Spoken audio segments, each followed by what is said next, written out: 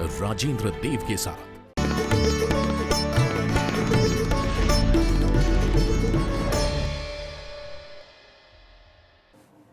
चलिए खबरों में आगे बढ़ते हैं। शिक्षा मंत्री अरविंद पांडे ने सचिवालय में शिक्षा विभाग की बैठक ली। इस बैठक में प्राइमरी, माध्यमिक और जूनियर शिक्षक संघ के पदाधिकारी भी मौजूद रहे। बैठक में शिक्षक संगठनों की समस्याओं के समाधान को लेकर चर्चा की गई।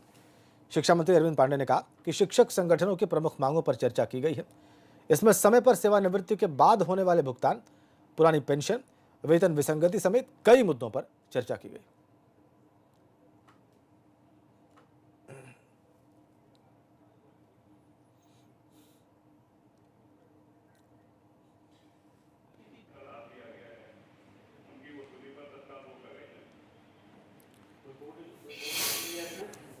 देहरादून में रिस्पना नदी के किनारे बसे लोगों के लिए साल 2011 में योजना शुरू की गई।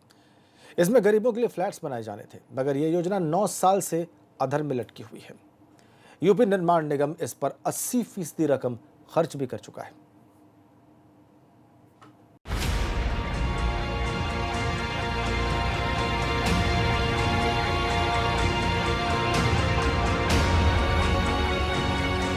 देहरादून के काठ बंगला में इन इमारत का काम 9 साल से अधर में लटका है। योजना के मुताबिक इस जगह पर फ्लैट्स बनाए जाने थे और उन्हें रिस्पना नदी के किनारे बसे लोगों को आवंटित किया जाना था।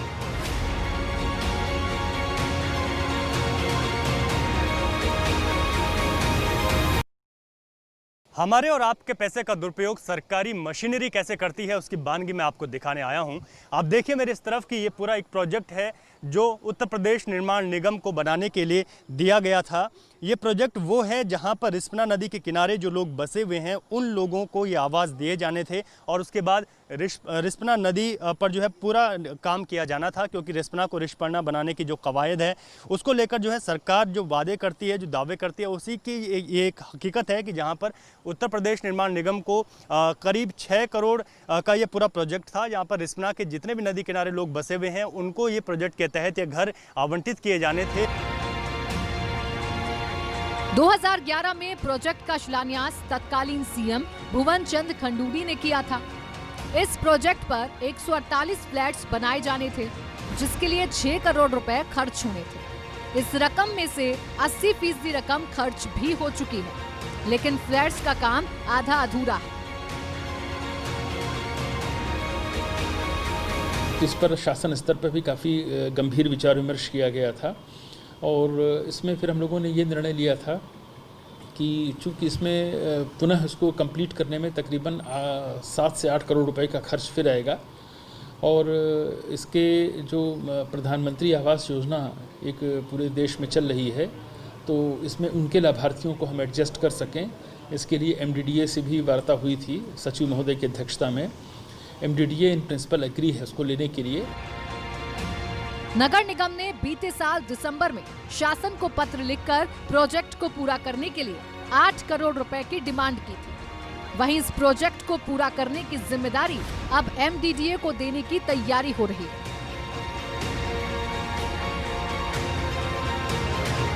हमारी एक कमेटी हमने गठित कर दी है। जितना पैसा रिलीज़ हुआ था यूपी राज्य के निर्माण निगम को, उसकी हम पहले वेरिफिकेशन करेंगे कि क्या उतने पैसे का यूटिलाइजेशन किया गया कि नहीं किया गया, और जब यह प्रक्रिया पूरी हो जाएगी तो इसकी एक रिपोर्ट सचिव नगर विकास महोदय के समक्ष प्रस्तुत की जाएगी। एक तरफ रिस्पना नदी को बचाने के लिए भाजपा सरकार मुहिम चला रही है, लेकिन उन लोगों के सपने पर सरकार का भी ध्यान नहीं है जो सालों से एक अदद आशियाने की सोच रहे हैं।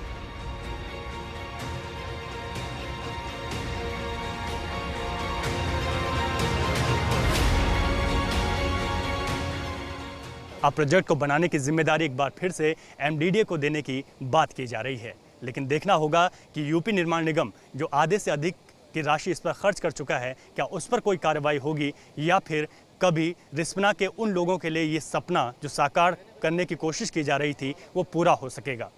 सहयोगी क्रिस्टोफर लॉरेंस के साथ रवि कैंतुरा, ABP गंगा, देहरादून। और ऋषिकेश एम्स डायलिसिस करवाने वाले मरीजों को अब महीनों का इंतजार नहीं करना पड़ेगा। मरीजों की लगातार बढ़ रही संख्या को देखते हुए एम्स में डायलिसिस की सुविधाएं बढ़ाई जा रही हैं। सितंबर महीने तक एम्स में डायलिसिस की 24 नई यूनिट्स बढ़ा दी जाएंगी।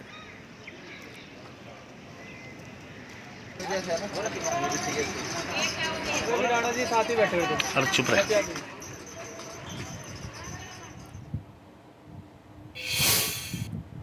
और उत्तराखंड में सरकारी शिक्षा की गुणवत्ता सुधारने के लिए अब शिक्षा विभाग अधिकारी फीडबैक ले रहे हैं। पौड़ी में आला अधिकारी ऐसे शिक्षकों से फीडबैक ले रहे हैं जिन स्कूलों के परीक्षा परिणाम हर साल अच्छे रहते हैं। ऐसे शिक्षकों से सरकारी शिक्षा का स्तर सुधारने के साथ ही शिक्षा तंत्र को मजबूत करने पर सुझाव लिए जा रहे हैं। गढ़वाल मंडल के अपर निदेशक माध्यमिक शिक्षा महावीर सिंह ने इस प्रयास को गढ़वाल मंडल मुख्यालय पौड़ी से शुरू किया है। और उत्तराखंड में इन दिनों नंदा सुनंदा महोत्सव की धूम है। ये त्यौहार देवभूमि के पहाड़ी क्षेत्र की खास पहचान है। कदल यानी केले के वृक्ष से मां नंदा सुनंदा की मूर्तियां बनाकर प्राण प्रतिष्ठा की गई।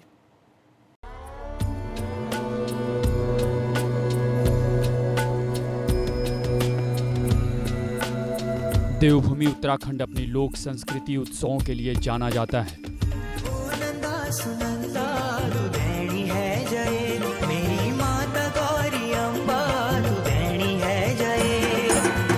मगर देवभूमि के लोगों के हृदय में मां नंदा सुनंदा का अलग ही स्थान है।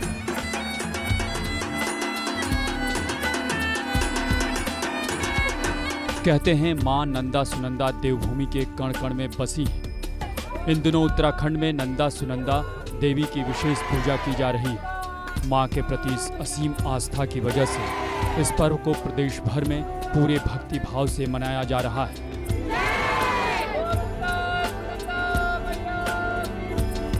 पौराणिक मान्यता के अनुसार मां नंदा सुनंदा दो बहनें थीं।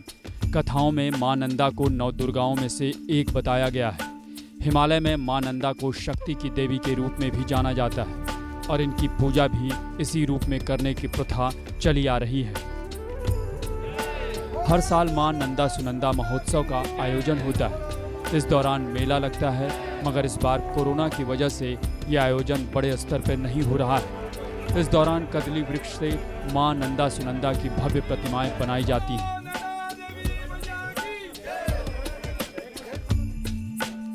नंदा देवी का वास नंदा पर्वत के शीर्ष पर बताया जाता है।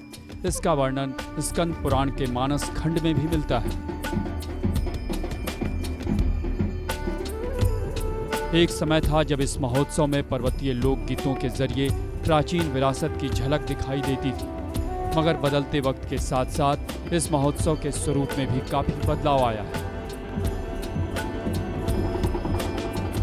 मगर अभी भी कई लोग पहाड़ की पुरानी परंपरा को बचाए रखने के लिए तत्पर हैं, जिनके प्रयास की सराहना करना जरूरी है। अल्मोड़ा से निर्मल उप्रेती के साथ नैनीताल से कमल जगाती की रिपोर्ट, एबीपी गंगा।